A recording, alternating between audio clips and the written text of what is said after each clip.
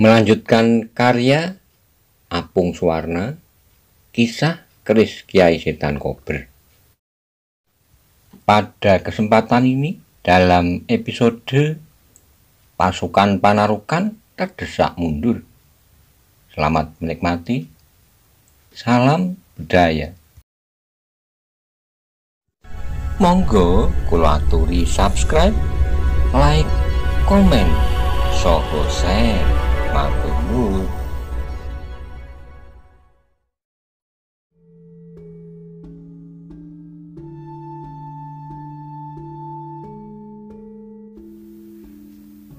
Di dekat garis benturan kedua pasukan, Lembu Ireng mengedarkan pandangannya berkeliling.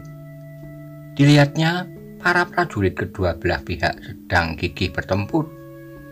Silih Hungkih genti Kalinde, Singoleno Prapteng Lampus saling bergantian menyerang.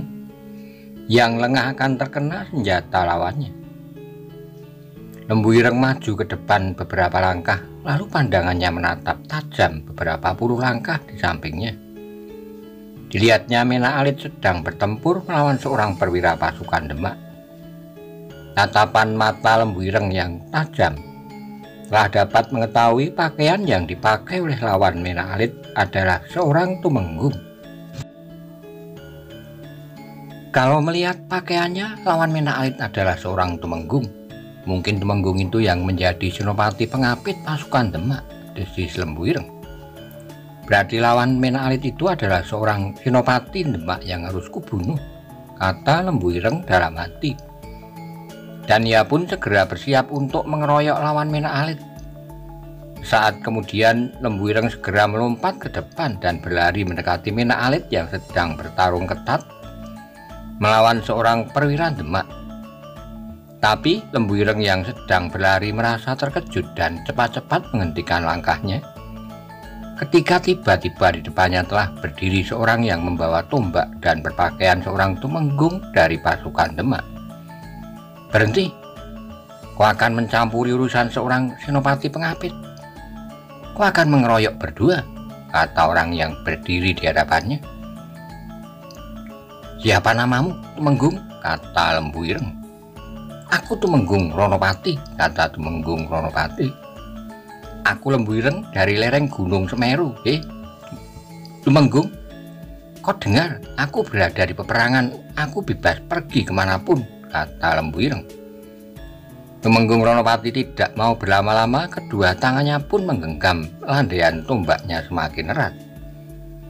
"Lembu Ireng, akan kita lihat apakah kau mampu mendekat ke tempat senopati pengapit Demak. Bersiaplah, aku akan menyerangmu," kata Tumenggung Ronopati.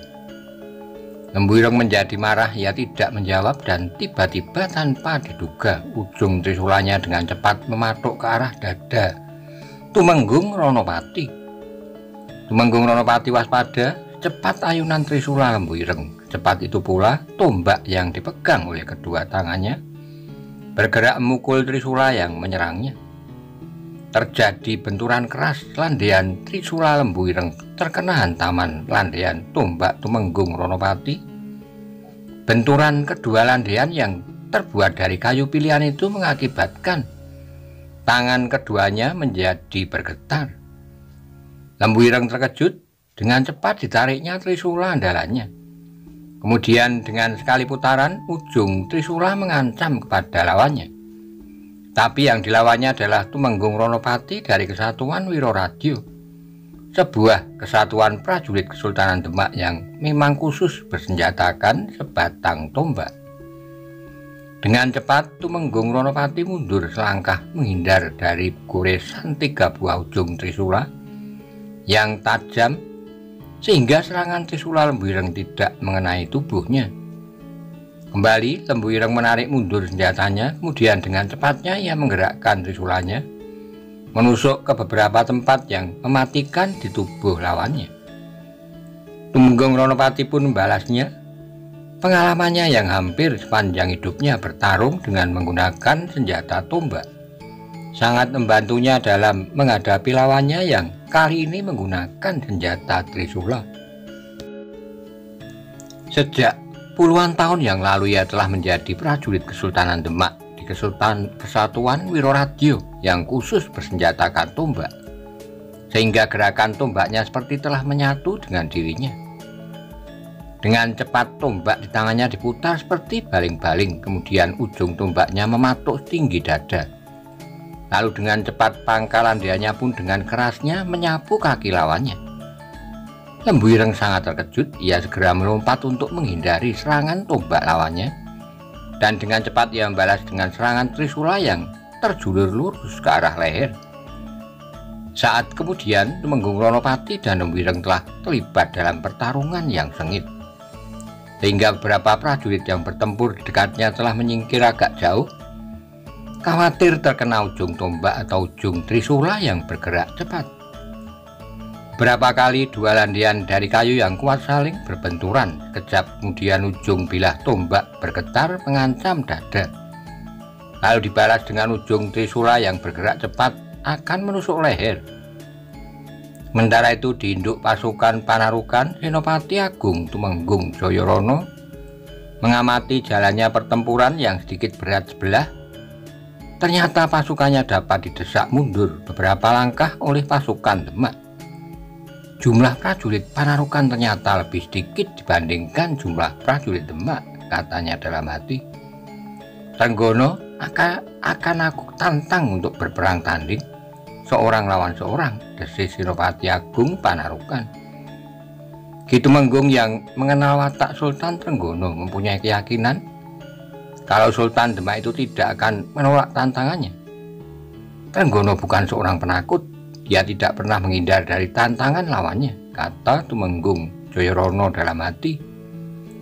Meskipun Trenggono melindungi dirinya dengan Aji Tamengwojo, aku pasti mampu menembusnya, desis Ki Tumenggung. Tumenggung Jayarana mengedarkannya pandangannya berkeliling, tetapi ia terkejut ketika seorang penghubung yang datang menghadapnya telah mengatakan, Mena Alit dan Lembu Ireng telah bertarung dan mendapat lawan yang seimbang. Mena Alit dan Lembu Ireng belum berhasil membunuh senopati pengapit pasukan Demak, kata Tumenggung Jayarana dalam hati. Bagaimana dengan sayap kanan? Coba kau lihat apakah Kebo Lajer sudah berada di tempat Surokalong, perintahnya pada prajurit penghubung.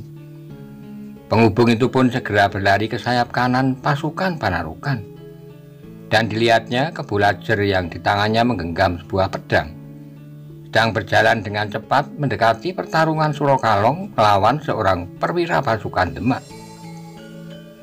Tapi langkah Kebo Lajer terhenti ketika di depannya menghadang 3 buah pedang milik prajurit Wiropati telah siap mematuk dadanya. 3 orang prajurit Demak, mereka harus dibunuh terlebih dulu. Setelah itu aku bisa membantu Surokalong, kata Kebo Lajer dalam hatinya. Tanpa berkata apapun, Kebo Lajer segera menyerang ketiga prajurit Wiropati yang berada di depannya. Pedangnya berkelebat cepat bergantian mengancam ketiganya. 3 prajurit itu melangkah mundur, mengambil jarak, lalu ketiganya bergantian menyerang Kebo Lajer dari 3 arah yang berbeda. Tapi Kebo Lajer sama sekali tidak mengalami kesulitan melawan 3 orang prajurit Wiropati. Bahkan ia mampu membuat ketiga prajurit itu harus mengerahkan seluruh kemampuannya. Pertarungan 1 lawan 3 menjadi semakin sengit. Bayangan pedang Kebo Lajer berkelebat ke sana kemari, terlihat semakin mendekat ke tubuh lawan-lawannya. Pedangnya pun diputar kencang seperti baling-baling dan tiba-tiba telah berubah arah, menusuk dada salah seorang prajurit yang di depannya. Prajurit itu terkejut, dengan sekuat tenaga dibenturkannya pedang di tangannya dengan senjata lawannya. Akibatnya tangannya pun bergetar dan tanpa dapat dicegah, pedangnya pun terlempar ke tanah. Kebo Lajer tertawa pendek. Ia pun lalu segera bersiap untuk membunuh lawannya. Tapi ia terkejut ketika mendengar suara di sampingnya. Prajurit, minggirlah, biarlah aku yang melawan orang Panarukan ini. Kebo Lajer menengok di samping, dan di sampingnya kini telah berdiri seorang yang memakai pakaian Tumenggung dan di tangannya telah tergenggam sebuah pedang. Orang itu kemudian berjalan mengambil 3 orang prajurit Demak dan berkata, minggirlah. Kebolajer mandang ke depan dan kini di depannya telah berdiri seorang yang membawa pedang. Sedangkan di sebelahnya seorang prajurit sedang memungut senjatanya yang telah jatuh ke tanah. "Kau akan ikut campur urusan ini, Kutumenggung," kata Kebolajer. "Aku Tumenggung Palangnegara, kau anggap urusan prajurit ini bukan urusanku. Siapa namamu, orang Panarukan?" kata Tumenggung Palangnegara. "Aku Kebolajer, kau senopati pengabit pasukan Demak, Ki Tumenggung?" tanya Kebolajer. "Bukan," jawab Ki Tumenggung. "Siapapun kau, seorang senopati atau bukan, aku yang akan membunuhmu. Bersiaplah Ki Tumenggung," kata Kebolajer sambil melangkah maju. Ujung pedangnya pun telah bergetar. "Minggirlah kalian, orang ini biar menjadi urusanku," kata Tumenggung Palangnegara pada 3 orang prajurit Wirapati. Belum selesai Ki Tumenggung berbicara, Kebolajer sudah melompat menyerang Tumenggung Palangnegara. Pedangnya bergerak cepat menusuk leher. Tapi yang diserangnya adalah Pandega pasukan khusus Wirayuda. Maka dengan mudah serangannya itu pun dihindarinya. Tumenggung Palangnegara melangkah mundur, lalu ia pun menggerakkan pedangnya mendatar ke arah perut lawannya, sehingga Kebolajer pun terpaksa menangkis dengan pedangnya. Terjadilah benturan yang keras yang menyebabkan tangan kedua orang yang memegang pedang menjadi bergetar. Lalu dengan cepat keduanya melompat mundur dan segera bersiap untuk menyerang lawannya. Saat kemudian terjadilah pertarungan yang sengit. Tumenggung Palangnegara melawan Kebolajer, kedua pedang mereka berkelebat saling mengancam tubuh lawannya. Ujung pedang yang bergetar seakan mampu menari dan mengitari tubuh lawannya tanpa henti. Sementara itu di sayap kanan, senopati pengapit pasukan Demak Tumenggung Gagak Nabrang yang bersenjatakan sebuah pedang pendek sedang bertempur melawan seorang senopati pengapit pasukan Bangwetan, Mena Alit dari Blambangan yang bersenjatakan sepasang pedang rangkap. "Hati-hati Gagak Nabrang, kalau kau terlambat menghindar, pedang rangkapku akan menyobek perutmu," kata Mena Alit sambil menyerang lawannya. "Kau tidak usah banyak bicara, Mena Alit. Kau urusi saja prajuritmu yang terus terdesak mundur. Dengar Mena Alit, prajurit Penarukan tidak akan mampu melawan prajurit Demak," kata Tumenggung Gagak Nabrang. Mena Alit menggeram marah. Dengan cepat ia menggerakkan pedang rangkapnya ke depan, bergantian menusuk leher dan dada lawannya. Tumenggung Gagak Nabrang mundur selangkah, dengan cepat dibenturkannya pedang pendeknya ke pedang lawannya, dan terjadilah benturan keras disertai percikan bunga api yang menyebabkan telapak tangan keduanya menjadi pedih. Dan sekejap kemudian kedua senopati itu telah terlibat kembali dalam sebuah pertarungan yang semakin sengit. Semakin lama Tumenggung Gagak Nabrang kelihatan sedikit di atas angin. Ilmunya selapis tipis di atas ilmu Mena Alit. Tapi untuk mengalahkan Mena Alit tidak semudah kalau mijat woing ranti. Mena Alit pun menjadi semakin marah. Dikeluarkannya semua ilmu yang dimilikinya, dikeluarkannya semua kemampuannya sampai tuntas, sehingga pertarungan keduanya menjadi semakin ketat. Sementara itu, hampir di semua medan pertempuran, pasukan Demak mampu mendesak lawannya beberapa langkah ke arah timur.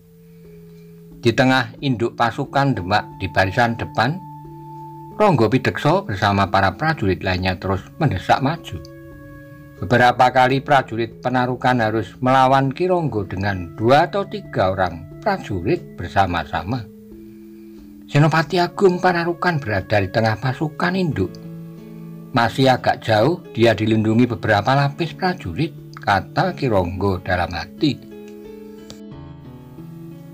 Ki Ronggo pun mengeluarkan semua kemampuannya untuk dapat mendesak maju ke arah Senopati Agung Panarukan.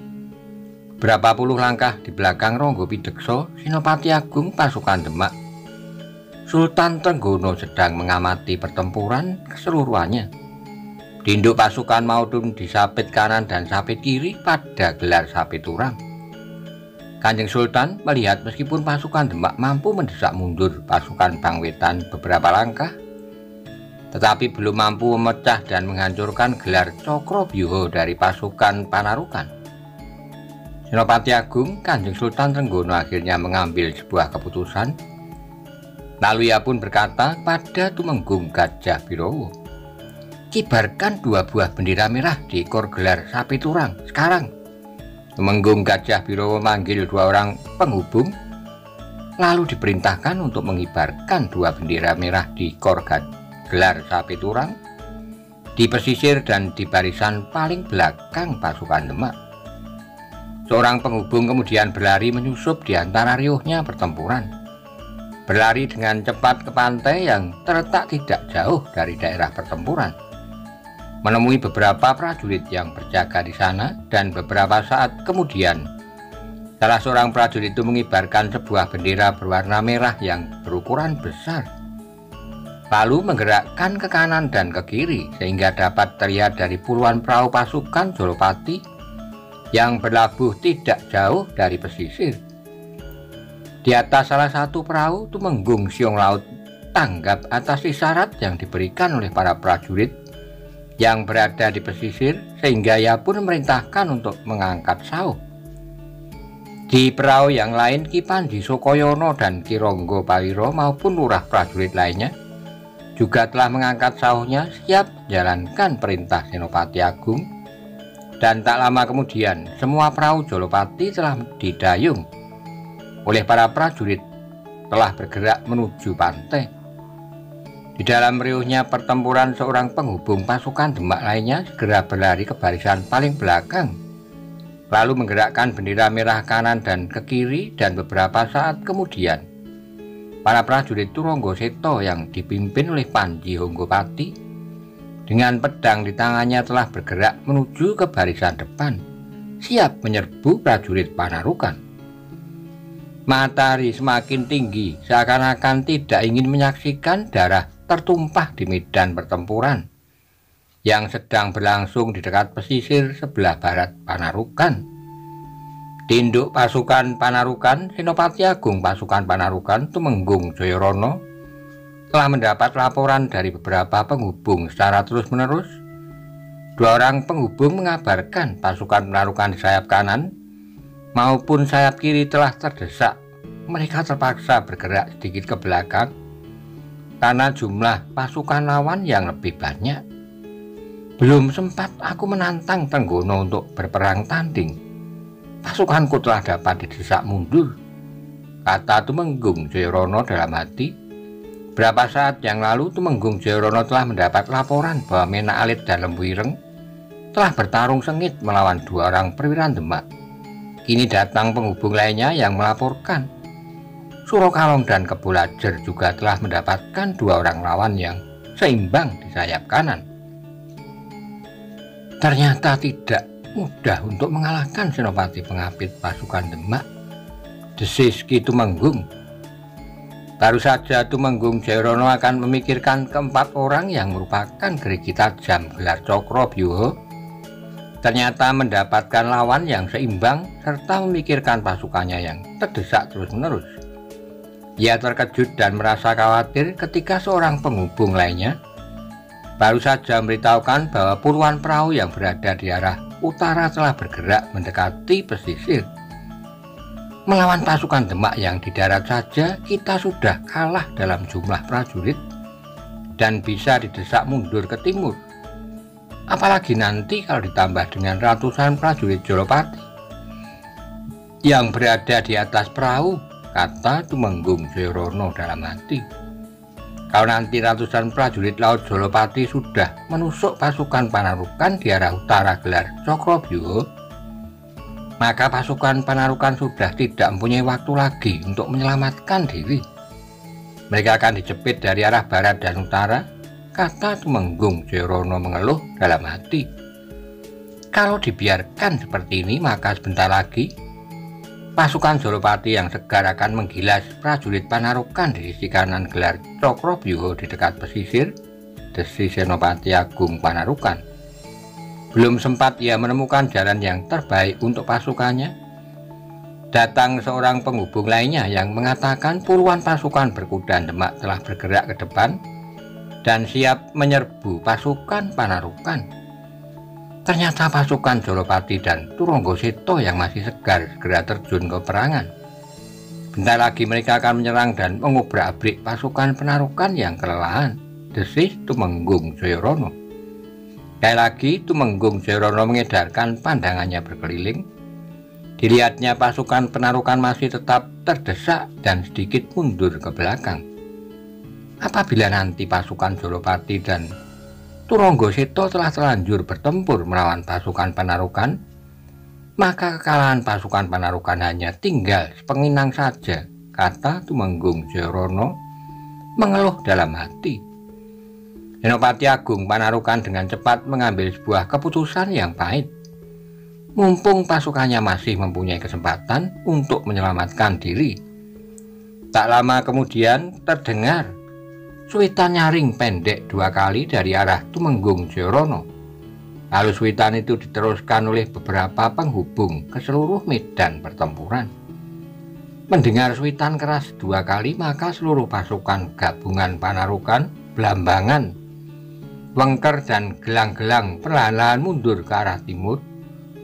Mereka sekelompok demi sekelompok bergerak menuju pintu benteng.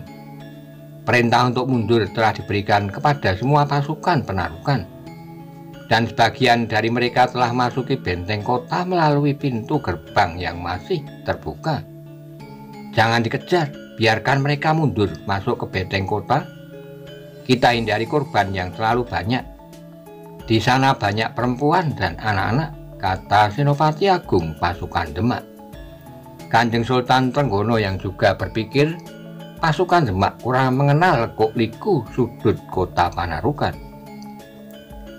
Tumenggung Gajah Birowo yang berada di sebelahnya segera bersuit nyaring panjang, dan segera perintah dari Senopati pun telah menyebar ke seluruh daerah pertempuran.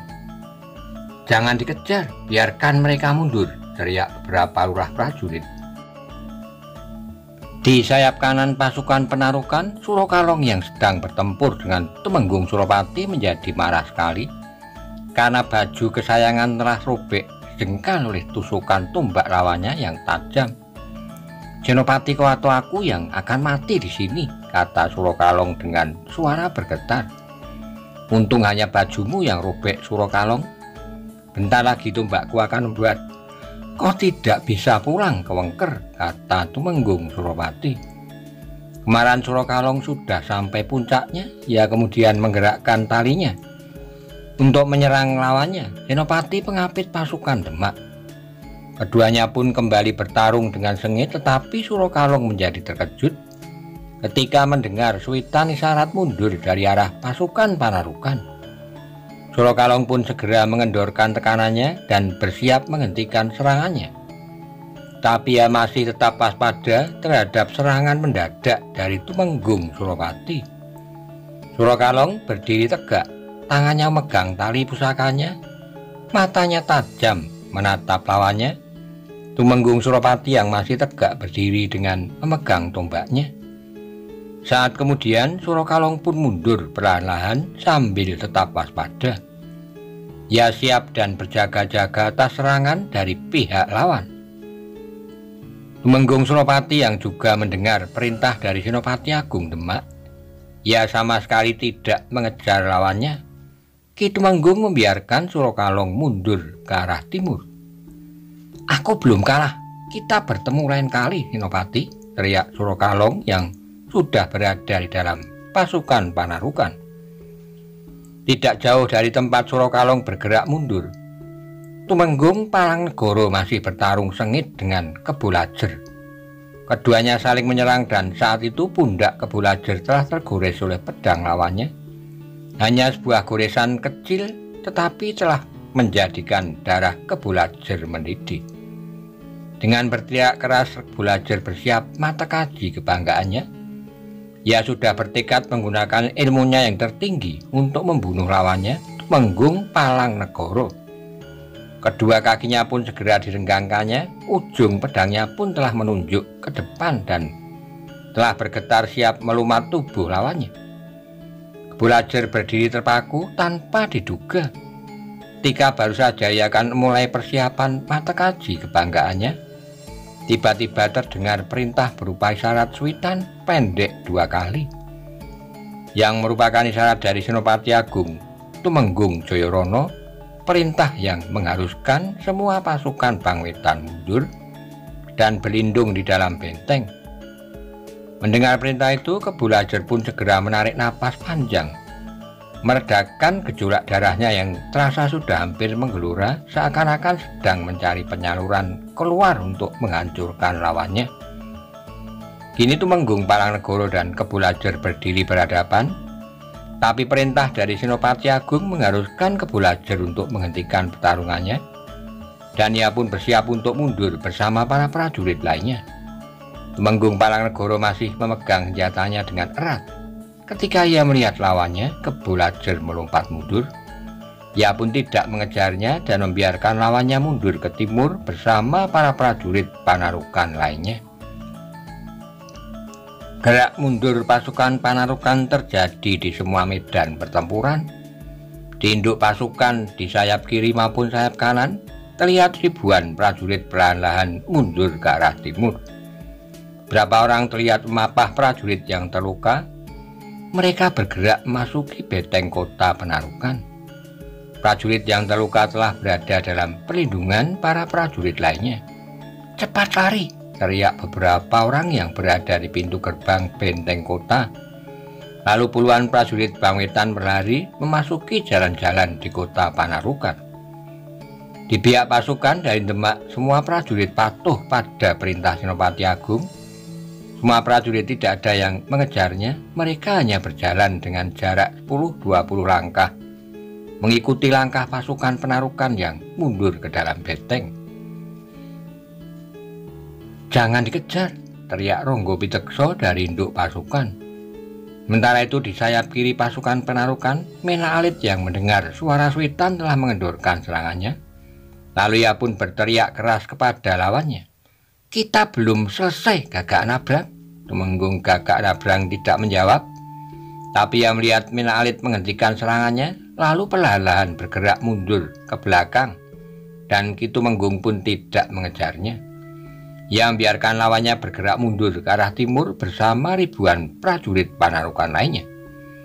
Tidak jauh dari tempat itu, Lembu Ireng yang sedang bertarung melawan Tumenggung Ronopati dengan cepat menyerang lawannya seperti angin lesus, sehingga Tumenggung Ronopati pun terpaksa mundur ke belakang, dan kesempatan itu dipergunakan Lembu Ireng untuk melompat mundur masuk ke dalam kerumunan prajurit Bangwetan yang sedang mundur ke benteng kota.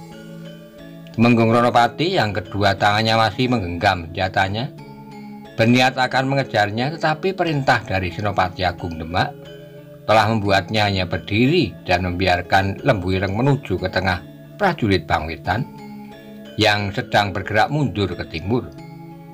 Dengan cepat ribuan prajurit gabungan Panarukan, Blambangan, Wengker, dan Gelang-Gelang semuanya bergerak memasuki benteng kota Panarukan.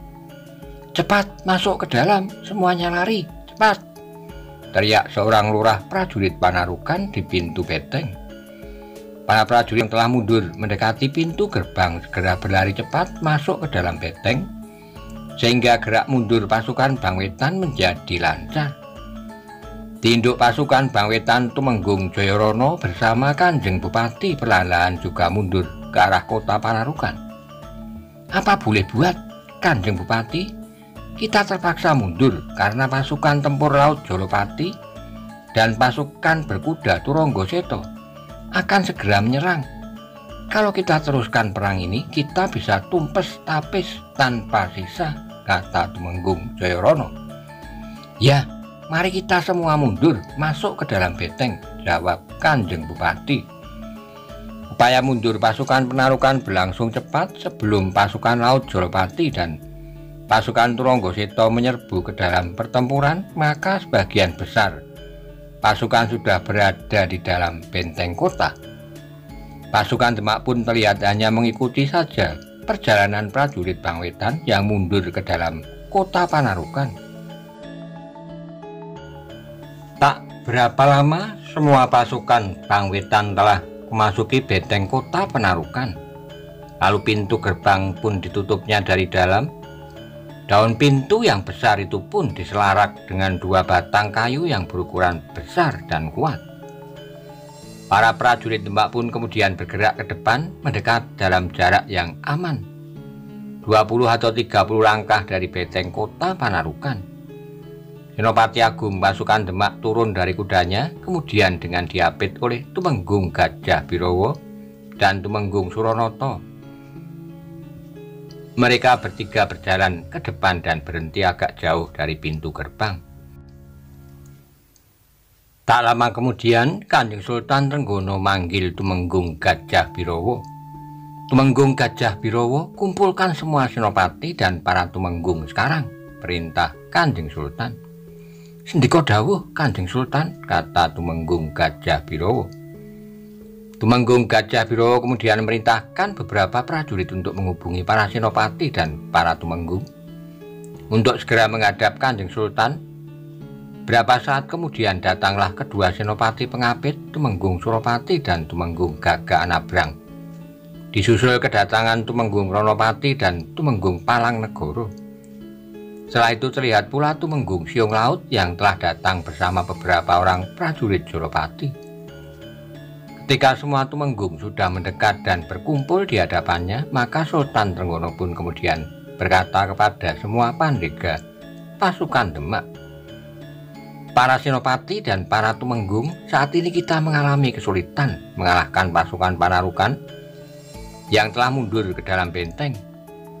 Kalau kita kejar dan terjadi pertempuran di dalam benteng, maka akan jatuh korban yang banyak sekali karena di dalam benteng banyak perempuan dan anak-anak.